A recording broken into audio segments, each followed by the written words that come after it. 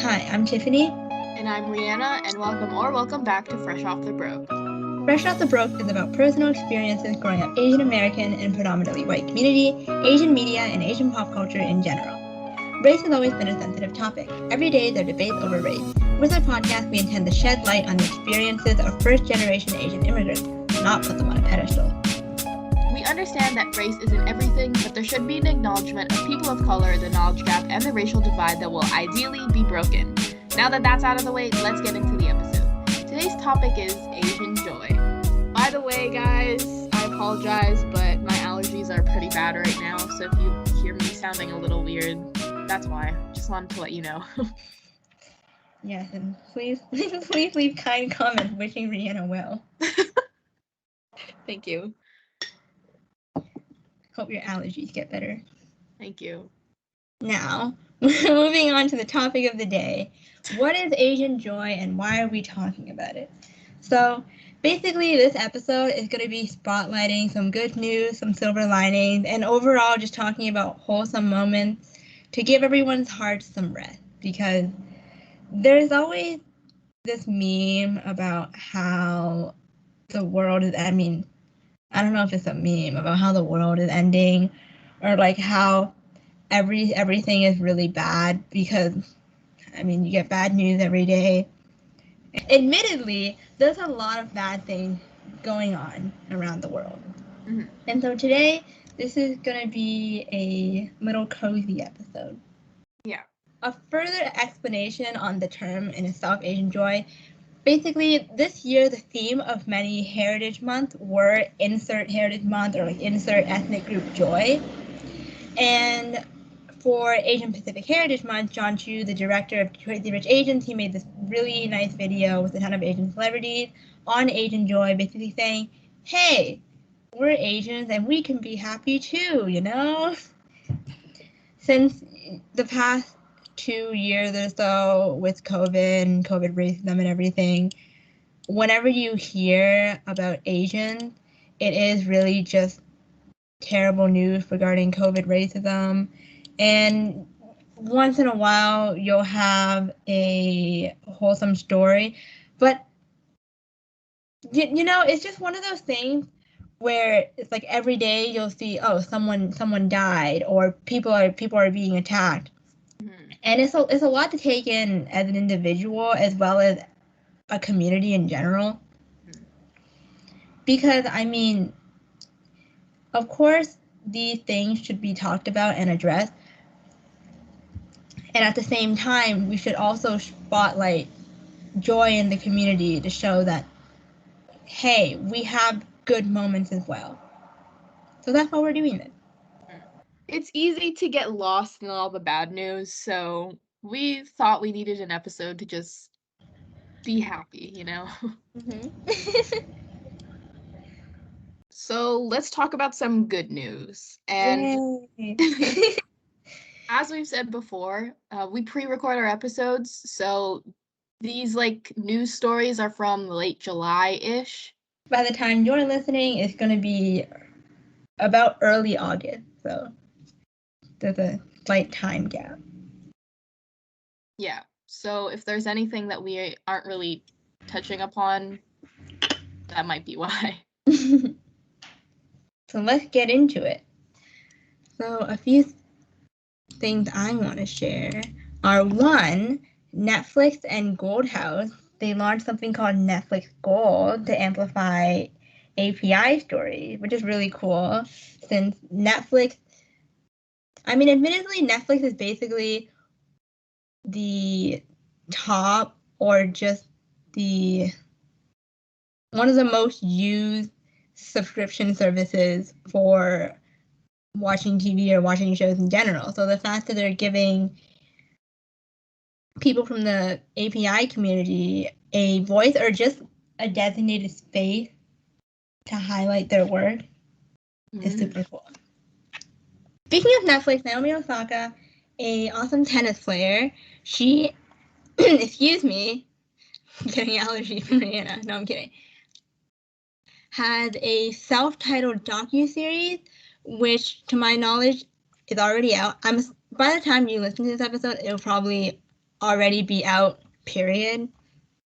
So check that out if you haven't.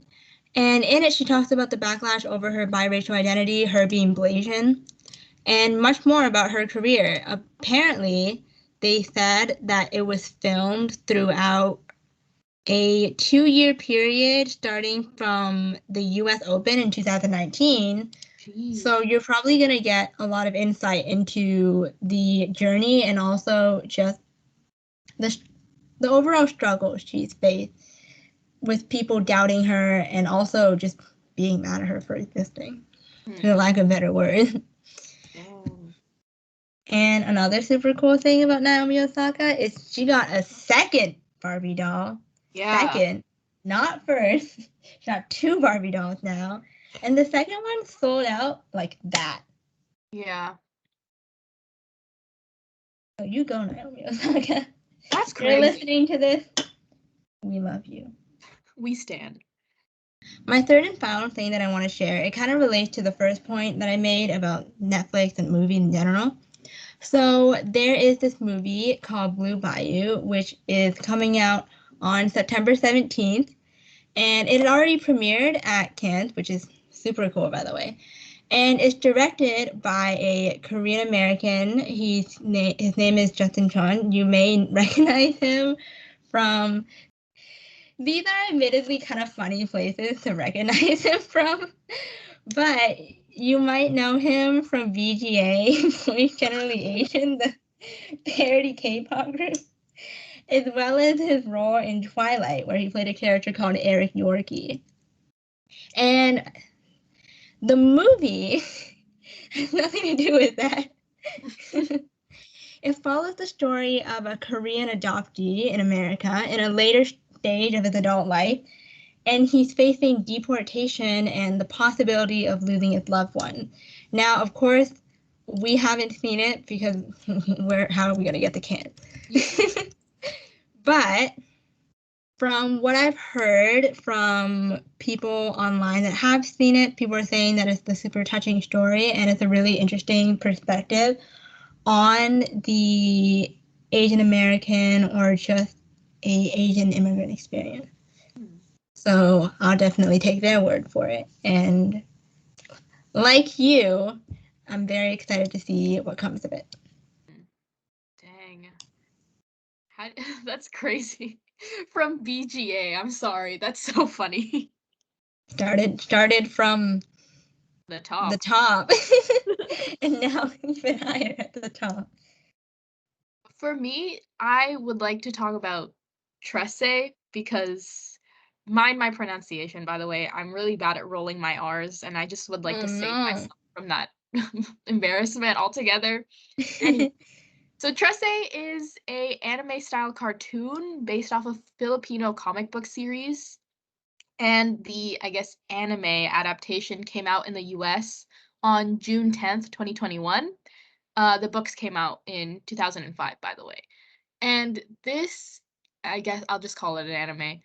It's been taking like both like the North American community and the Filipino community by storm because I think it's like the first of its kind in a way. And it's very it highlights Filipino folklore stories. So talking about like things like the let's see, tikbalang, manananggal, stuff like that, like basically ghost stories. And you know, like I grew up listening to the stories that my parents would tell me about back home in the Philippines. Yeah. And personally, obviously, I could not experience that myself. But watching this anime like makes me feel like, oh my god, like these are the stories that I would be told put onto a screen. Like it's crazy. So yeah, I think it was just it caught a lot of hype for people both in like people like me, first gen, and then people who actually live in the Philippines or are immigrants directly from the Philippines. Yeah, I highly recommend, even if you aren't Filipino, it's a really good adaptation story. What's it called? TV show. That's what I meant to say. Adaptation story. So yeah. Is every episode based on a specific legend, or is it more just there are references all throughout? So it's pretty much it's kind of like one of those TV shows where it's like each episode has a different like folklore thing that it focuses on. Okay. There's like an overarching plot and there's multiple folklores like used, Mm-hmm. like folklore characters, I mean, like monsters Mm-hmm. in an episode, but it's generally it follows like the main like one main folklore thing per episode or two. Yeah. But there is an overarching story that it follows. That's cool. Yeah. I think it's cool when story writers they try to portray things in like more unique way. Because for example, like obviously there's nothing wrong with the traditional storyline. I also think it's cool when sometimes you have a show or a story where each chapter or I guess each episode has its own focus in a sense. Mm-hmm. And I don't mean that as in like, oh, there's a new objective every episode because that's every story. Yeah. But for example, with this, each episode you say it focuses on a specific folklore. Yeah. And so I think it's cool because it's almost in a sense taking the characters into that Mm. instead of, for example, and there's nothing wrong with this. If the characters were just, I don't know, the Filipino Ghostbusters, you know what I mean? Yeah. This is a very culturally relevant and also cool thing. Mm. Very cool. Mm-hmm. It's funny because my uncle came over recently Oh, and I had watched it before I had seen him, but when he saw me, he was like, "Yo, Rihanna, have you watched Tresse?" And my uncle's like an old man. ouch. No, but he is. So it's like it's not just people my Double age. ouch. That's what Double I thought homicide. that I thought it was generally people of like our demographic, but it seems that How rude. everyone is watching. No! Speaking facts. Yeah, it seems it could be relatable to many age groups, which is cool because it's it's referencing folklore anyway, and that's something that many generations grew up with, you know? That's very cool. And another thing that I want to talk about is Jollibee opening up a bunch of new stores in North America. And Yay. I specifically wanted to bring up Jollibee because, you know, this episode is called Asian Joy, and Jollibee's like thing with chicken is that their chicken is called Chicken Joy. Not to be confused with Chick in Joy from Canada. I think it's from Canada, I'm pretty sure. It's its own like it's like KFC pretty much. But no, it's not Chicken Joy. It's Mhm. Chicken Joy.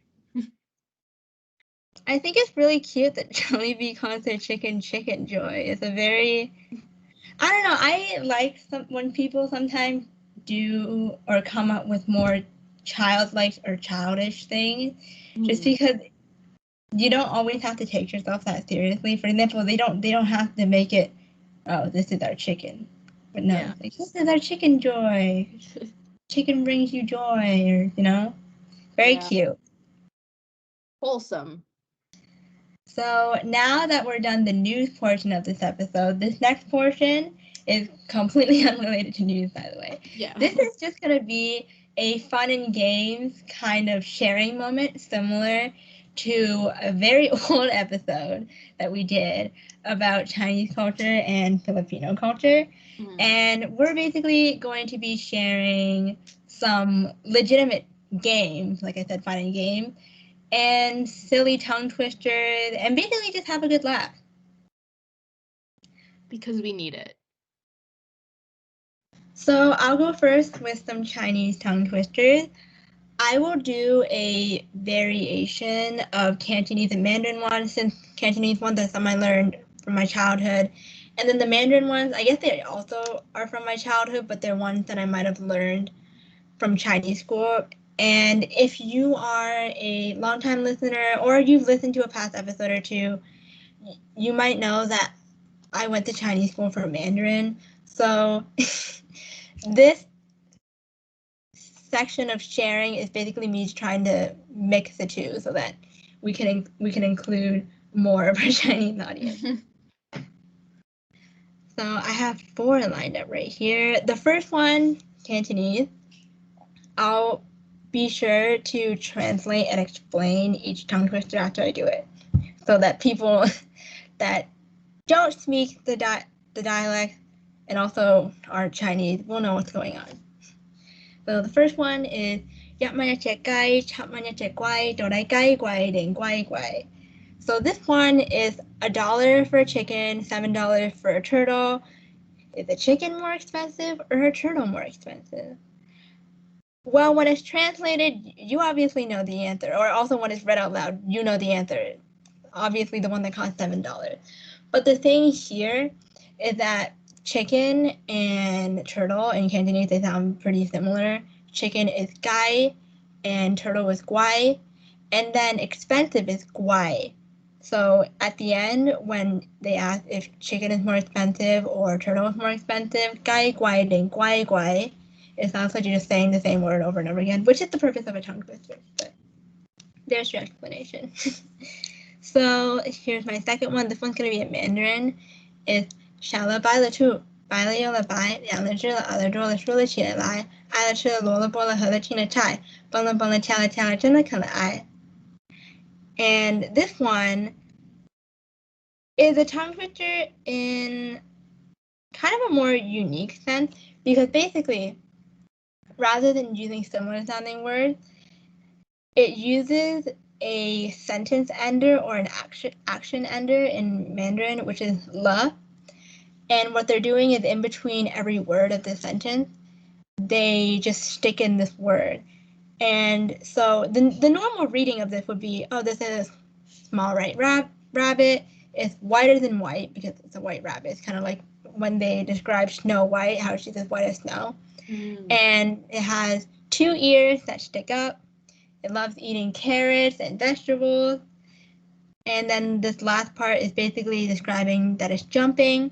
Bungla bungla chala chala, I guess it's more bouncing and then jumping. And then it says, wow, it's so cute. And my third one, this one's going to be in Cantonese, is gok gok gok ga yao gok gok gok ga gok ke, which translates to every country has its own flag, which true. And the words that sound similar are basically the word for every, which is ga, and then country, which is also ga. And so ga, ga, ga, ga, ga, they're just playing with the G sound in a sense.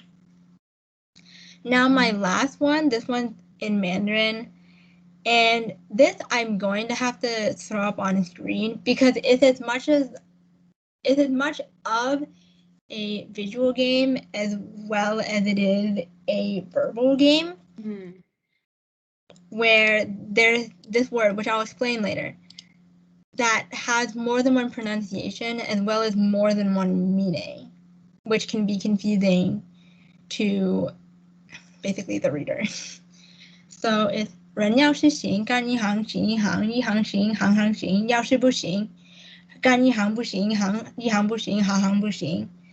And so, well, for people that can see on the screen, there's basically this one character, which I'll highlight, that can be pronounced as xing or hang.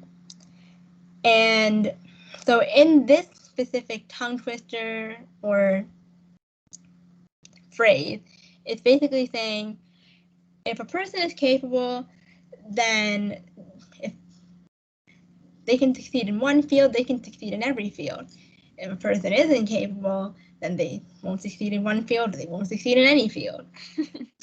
Which, a little bit of a roast to whoever this person was writing about for this tongue twister. But basically, xing in this sense is capable, and then hang is being used as field. And the thing is, oddly enough, hang can also mean bank being hang. So this it kind of feeds into the meme that Chinese is one of those guessing game languages because, well, specifically with the writing, since it doesn't have Latin roots like English or French. So when you see a word, you can't feel it out and guess how you pronounce it. If you see it, you either know or remember or you don't. And so the big challenge with this, actually, I heard that this specific tongue twister or this specific exercise has been used by reporters or newscasters because they have to read from a teleprompter, right? And so this is an exercise in a sense for them to practice their I don't know if I want to call it's not like hand-eye coordination, but it's almost like you being very cognizant of when to use Xing and when to use Hang, because the thing is they'll be placed right next to each other. And if you don't know, then you really don't know. Yeah. Now, I guess I can share mine. I don't know why I sound so hesitant. Well, actually, I do know why I sound so hesitant, because I'm not good at these. Yeah. So the first one is, I guess I'll say them and then explain them. So it's Shopao, Shomai, and Suman. Sorry, it's hard to like read it because they're right next to each other. So basically, those are just 3 different dishes. So steamed buns, pork dumplings, and rice cake, kind of like steamed rice cake type thing. And they all just it plays with the sh sound. So shopao, shomai, and then suman. Mm-hmm. Very simple. When you shared this with me, I immediately just thought of dim sum. It very legitimately could be someone's dim sum order. Oh, fully. So the next one is Pasko Paksiu, and that translates to Christmas. And then Paksiu is like a Filipino dish. And I vividly remember my parents, like me and my parents eating ham on Christmas morning and then saying this over and over again. And I was very young, so I could not say it. Mm-hmm. And they were just like, we were just laughing at it. That's a very common one. Mm-hmm. Oh, a question. Since the first 2 that you just shared, they're shorter, are they one of those kind of tongue twisters where, hey, can you say this 5 times fast? Yeah, yeah. Kind of like red leather, yellow leather? Yeah, that type of thing. I think mostly it's Pasko Paksiu, that one. Mm-hmm. Yeah. Would it be cruel of me to make you say it 3 times fast for us? Which one? Because I can't say I can't even say the first one time. Well, the one that you said is more suited for that. The second one. Okay. Pasko You're Paksiu, challenging Pasko Rihanna. Paksiu, Pasko Paksiu. It's hard. You got this. Do it for Pasko the Paksiu, Fob Pasko family. Paskiu, Paskiu. I keep saying Paskiu. That's not a word. But yeah. I guess Yay, look at that. Tagalog legend. God. Okay. So this third one, I definitely cannot say. I can butcher it. So it's, oh God, Pinaputi ni Tepiterio. I don't know why that name is. That's just a name. Ang pitong puting putong patong patong. Here, I'm gonna play it through a Google Voice so you can hear what it should Like sound like. Jeopardy when you get a helpline. Yeah. Here. Let me make sure everything's on. Okay. Oh, it's really quiet. Hold up. Let me turn it. Okay, I got it. Pinaputini tepaterio ang pitong puting putong patong patong. So it translates to Tepeterio, which I guess is a name of somebody, which is I've never heard that name, but again, I don't know. So Tepiteria whitened up the 7 white rice cakes on top of each other. Again, just like a mix of words that sound very similar and easy to Interesting. mess up. That's pretty much it. Do And you know then if that name is like a character at all, or is it just some name that they put there because it rhymes? I think it's just because it rhymes, because when I search it up, it just comes Filipino tongue twister. Good to know. So yeah, and this last one actually Tiffany reminded me of. I don't know. I mean, I guess because to me, like, this is just, it's not a tongue twister, it's just something that we say, but I Okay. realize like out of context, it doesn't make any sense. So basically, it comes in the form of a picture meme, but it's really just two different sayings. So if I were to go onto an elevator and I wanted to go down, I would ask the person ba ba ba ba, and they would respond with ba ba ba, which literally translates to is it going down? And then the response would be it's going down. But it just sounds like I'm saying ba ba ba ba ba ba ba ba ba ba like that. Ba ba black sheep. Literally. So yeah. There you have it. That's the episode. No, I'm kidding. Bye. Let us know if you know any of these, or if you tried one of these along with us. I'd love to see a person that's learning Mandarin, or like trying to learn Mandarin, kind of do that last one that I did. The one with the visual game. So now that we've finished with our tongue twisters, we can move on to our different childhood games. Doesn't have to be board games, just like random hand games or toys, stuff like that. The toys slash games that I played with, mine are mostly toys. Valid. The first one would be the plastic balloons. So this is like my favorite thing that I can think of when I was younger. Whenever any of my relatives would go to the Philippines, not even relatives. I had a friend from middle school who went back to the Philippines who asked me like, "Do you want anything?" Because it's like it's just one of those things where it's like if you're going back to the Philippines, you ask people like, "Do you need anything when I come back?" Stuff like that. It's very Yeah, like it's a very Asian. immigrant thing to do. Like Yeah. Asian immigrant. I mean, I imagine it's probably relatable among other ethnic groups as well. Yeah. I think POC. I don't know. It's not like souvenirs either. It's like Yo, you want to buy soap? yeah. It's like I'm going home. What do you want? Yeah. Type thing. So yeah.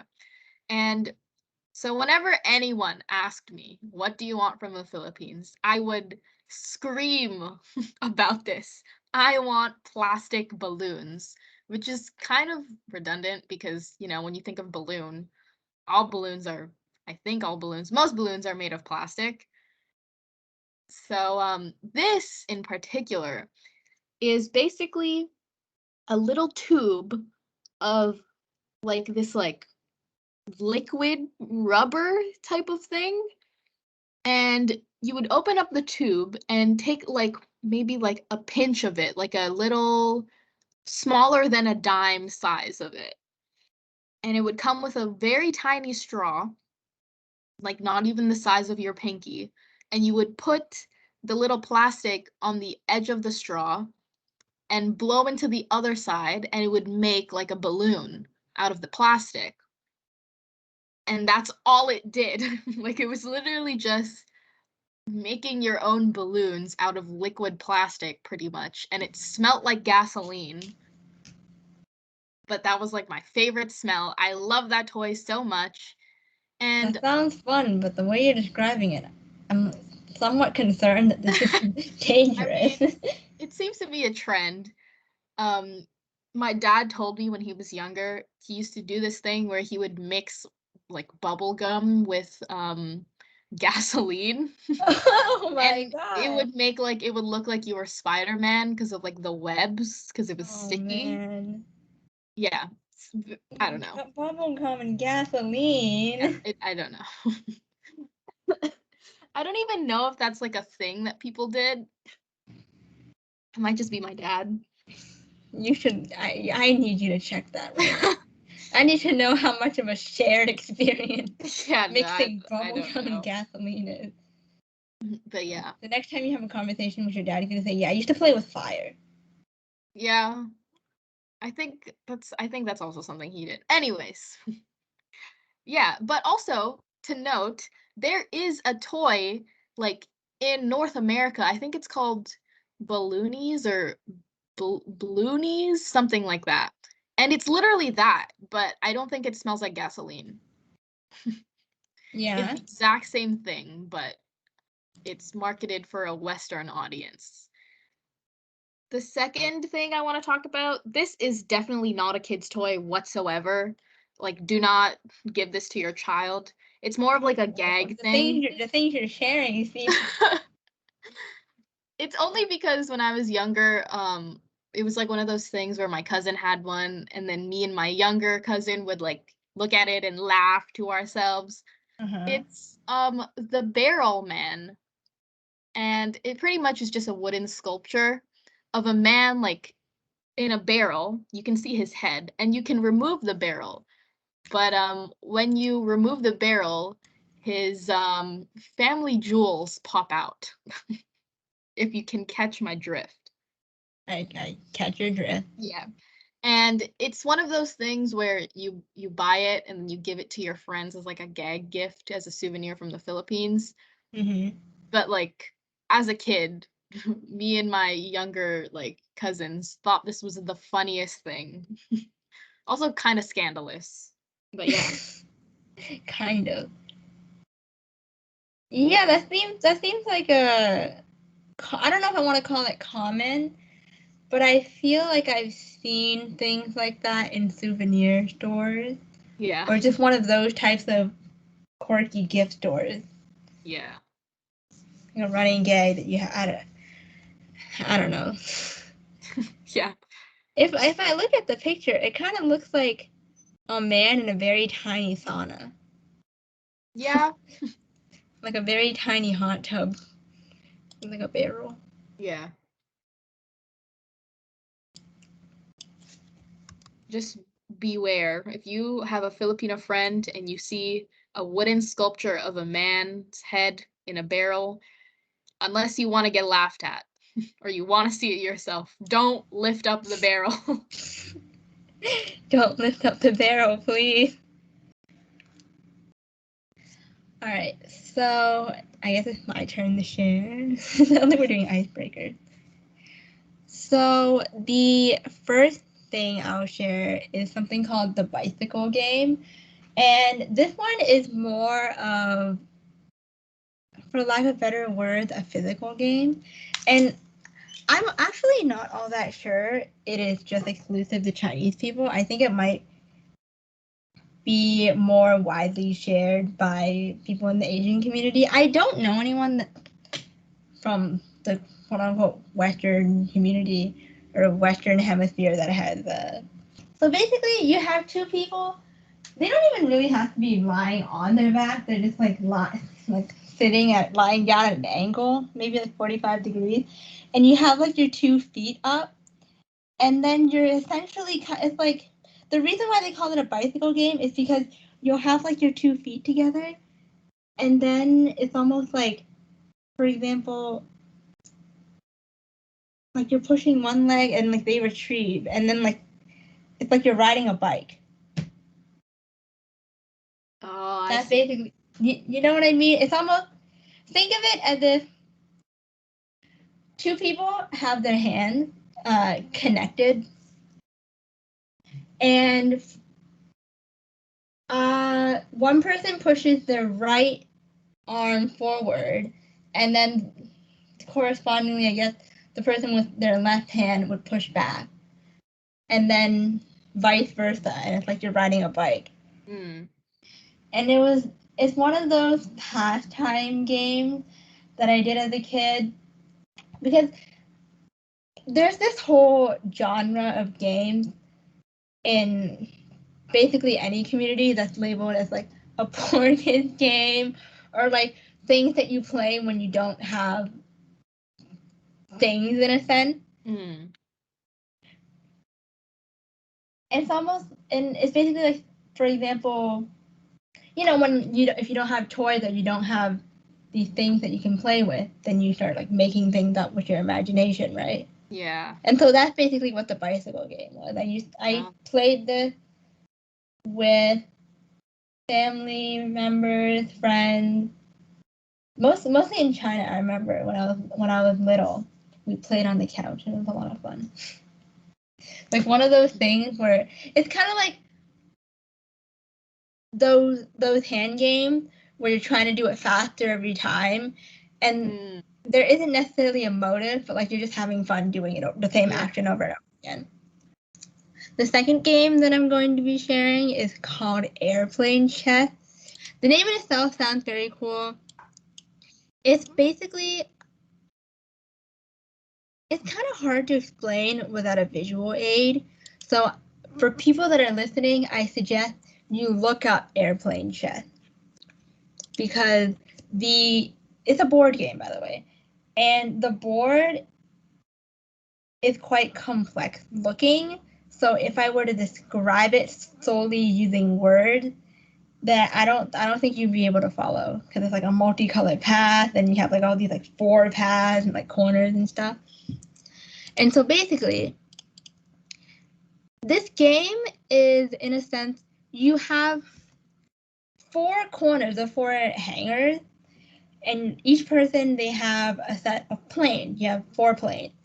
And the whole objective is you get around this very complex looking board, and you're basically trying to fill up this arrow in the middle. Each color or each hanger had this perspective arrow, and so you're supposed to get around the board without, being eaten or destroyed or whatever by other players. And so you get around the board and then you get to your arrow, and the goal is to fill it up with each of your planes. It's almost like emptying your hanger. And growing up, this was one of my absolute favorite games because one, it's one of those things where anything can happen. Because, for example, if a plane, for example, say a red plane, lands on a red square, it could automatically jump to the next square that's also red, because the thing is, the trail is multicolored. So you have like red, orange, green, blue, red, orange, green, blue, or whatever sequence of colors your board happens to be. And so you can skip essentially 4 steps just by happening to land on a red space. And another reason why this was so much fun is because it's very organized, but also very chaotic, especially, so I said there's 4 hangers, right? So when you have a full party of people playing, then you have like all these plane pieces all over the place, because you can have more than one plane of your own color on the board at a time. It's really just about how long it takes you to fill up the arrow. And so you can have like all these different things happening at once. And have these people like jumping ahead, and you have like 3 planes over here and like 1 plane over there. And it's just very exciting. I still have a board, and I would like to play. A lot of fun. Very much one of those strategic, but also not strategic, chaotic dice games. When I looked it up, it said that, sorry? The best games. Yes. When I looked it up, it said that it could be comparable to a Western game called Ludo, which I've never heard of. But it says that it's also a strategy board game of 2 to 3 players. And from what I see, they don't have the multicolored trail. They just have the almost like hanger or their own territory. and they're also trying to basically fill up a path. I mean, personally, I like airplane chess more because it has more of a theme. You know, you have like airplanes and hangars, and you have, oh, I didn't even mention this. There's also a specific spot on the board, obviously with your respective color, where you can straight up fly across the board. If you happen to land on that space, you skip a whole like 10 steps. Jeez. There's just so much going on here. I love how it's very on theme with the plane. Like, no hate to people that play Ludo. I imagine it's lots of fun. But I prefer airplane chess. Oh, and one last thing I just wanted to add, more as like a fun fact or just a did you know, is that growing up, I've never played, actually even now, I've never played with a Chinese finger trap before. And at one point when I was little, I mean, I've seen them and I've heard of them, but the thing is, at one point in my life, I genuinely thought it was kind of like the fortune cookie effect, where people think that it's Chinese or people think that it's an Asian thing, but it was really invented in America or it's just some cultural thing from America. Because the thing is, I would also see it sometimes in American movies when they have some weird Asian situation, which, I mean, that's the only way I can describe it. Some weird Asian situation with like a Chinese finger trap. And so I genuinely thought it was just a finger trap, except they just called it Chinese for some random reason.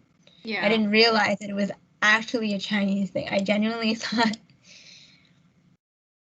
I mean, there's a lot of things that people think are Asian, or I guess specifically people think are Chinese, but then it's actually invented or just made for American viewing or consumption.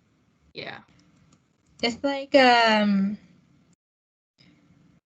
American Chinese food, you know? Yeah. With the, what is it called? I don't remember the English name. General Tso's chicken, or General, is it General Tso? Is that what the people call it? I think so. It's the orange chicken meat, right? General, yeah.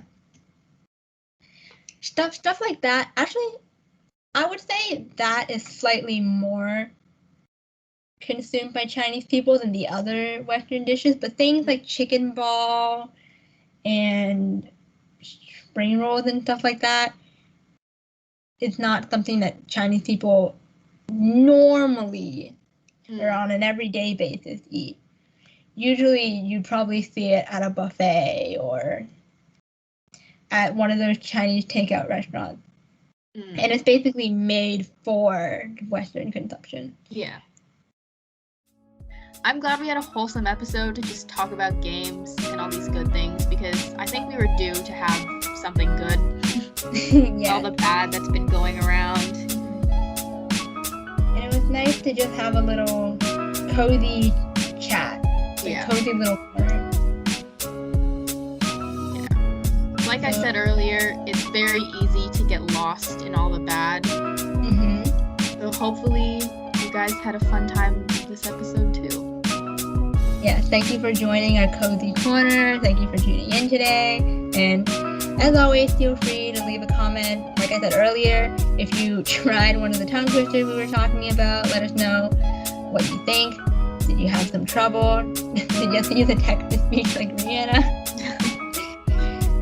Which good news thing that we shared that you're excited for or you already saw?